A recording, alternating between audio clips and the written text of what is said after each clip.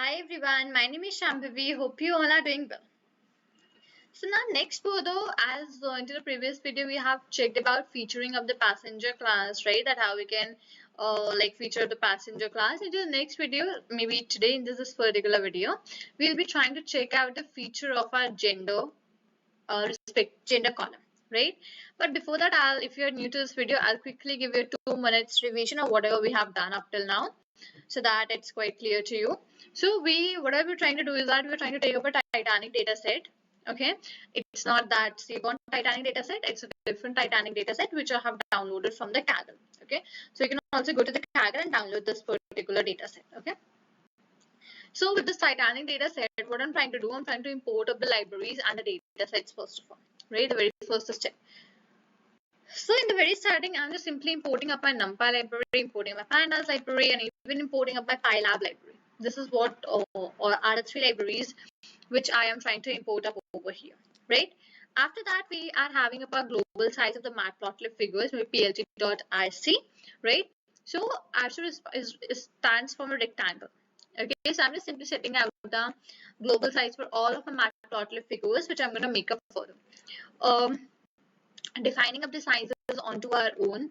Afterwards, that makes a little bit mess up because if you don't define, it comes a very small kind of a plot, and maybe like manually making up all of these respectives, it makes it a little bit of like difficult for you as well to every time manually put down the figure size, right? So for just that sake, we have just like simply put down over here as 10 comma 5. Fine.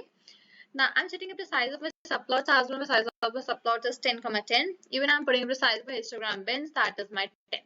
Okay. Next, I'm trying to read the CSV files as train.csv. That is my reading of my CSV files. Okay. So I am having two files with me, train and the test. Right now I'm working on the train file. Okay. Great. Next, we're having the head function, which helps me to display the top 5 rows of my data set with the column names. So I just got to know about the column names and my top 5 rows. My column names are my passenger ID, survived, P class, name, gender, age, CBSP, patch, ticket, fare, cabin, embark. These are all of my column names of my data set. Next, we're having about the top function as a tail function. Okay, so it will help me to check out the bottom 5 rows of my data set, right? My total. Even now, after that, I wanted to check what's the shape of my data set. So my shape of my data set is 891 rows and 12 columns. Okay, fair enough. Then I am trying to view the info about my data sets. So first of all, I try to check that what column is belonging to which data type, because many times it happens that there is some sort of an error or some sort of a discrepancy while in that data types also. It might happen that sometimes something is differently shown, some column is integer but it is showing you string or object thing. So this discrepancy many times happens, right? So just not to have any kind of that particular thing, we are simply trying to check out the data types for my columns. So yeah, here like my passenger ID, survive, P class are my integers, name, gender are my object, age is my float, CBSP parts are my integers, ticket is my again string object, fare is float, cabin and bag are again my object. So yeah, I just feel like that columns are okay, fine, pretty fine over here, right? Now, next to that, I'm just trying to get the information about my data set. Maybe I was first trying to check the non-null values, the total how many non-null values I have up into my data set, right? So you just got about the passenger ID and all of those. So you just got to know that, okay, 2-3 columns are there who are having some null values also into them. Maybe you can take age, you take cabin, and you take embark. These are the 3 columns which are having a the null values into them, right? That is what we are having. So now after that, I'm just trying to df underscore t dot. I'm just trying to check the is null and the sum function. Okay, is null dot sum. So this will help me to give me a gathered information about the total null values and the sum of those gathered values, right? So age I'm having 177, cabin I'm having 687, and embark I'm having as 2. Okay, so now I'm just trying to describe this respective. I'm just going to use the describe function for checking out the statistical values of my data set, right? Like the count, mean, standard deviation minimum, 25%, 50%, 75% maximum.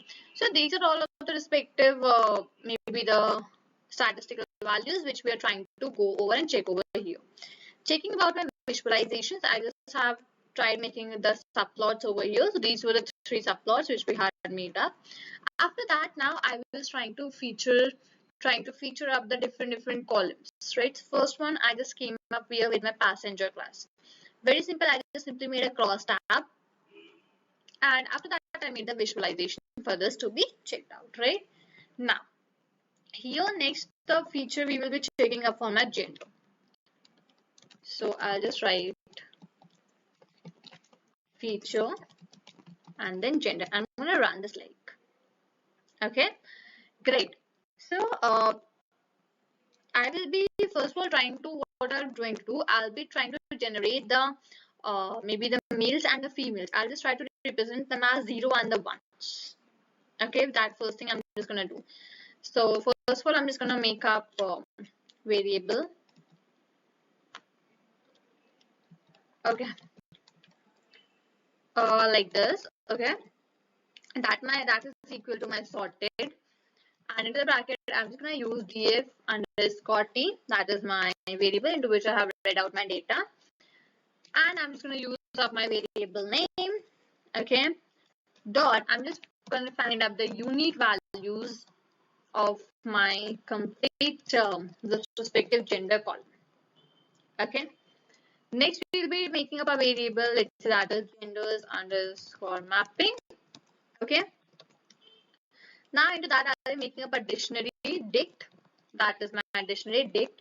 After that, zipping up the values and using up my variable sexes, which we have made up above, comma, I'm going to set up a range of the values. So range will be my 0, comma, length of my sexes variable. Okay, s will be small. How come it has been big? Okay, plus 1. Okay, that is what I'm just trying to create a dictionary of. And after that, I'll simply try to represent that dictionary. So genders underscore mapping and running that like this. So I just got it now. Females will have the value as 0 and males will be having up the value as 1. Okay, that is now what I have done for my data set. So next we're having df underscore t, my variable, and the bracket I'm just going to set a variable as xval. Okay, and that is equal to df underscore train. In the bracket, I have my variable as column name as sex over here. Dot. I'm just gonna map up these respective ones so that we just like simply can see up the changes into our data also. I just write df underscore tree t gender. Okay. Maybe that's genders underscore mapping variable which we have recently made, and I'm just going to set that as type, and I'm just going to set that as a type of integer. Okay, as type int, right? And next I'm having df underscore t dot head. Fine. All right, that's pretty cool. That's pretty enough, and I'm just going to simply run this out over here. Okay. 1 second, let me check it out.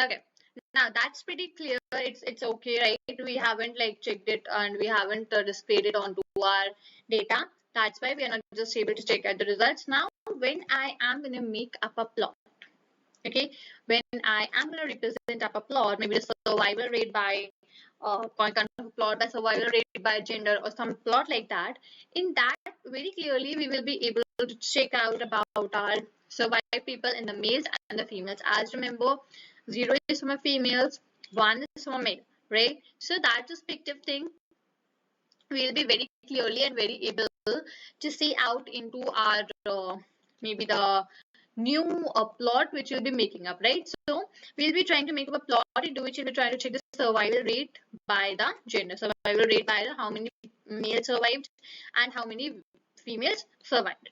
That is what we'll be trying to check up into the next video, right? If you enjoyed this video, do share this video with your friends. Maybe do subscribe out the channel and do like this particular video. I'll see you there in the next video.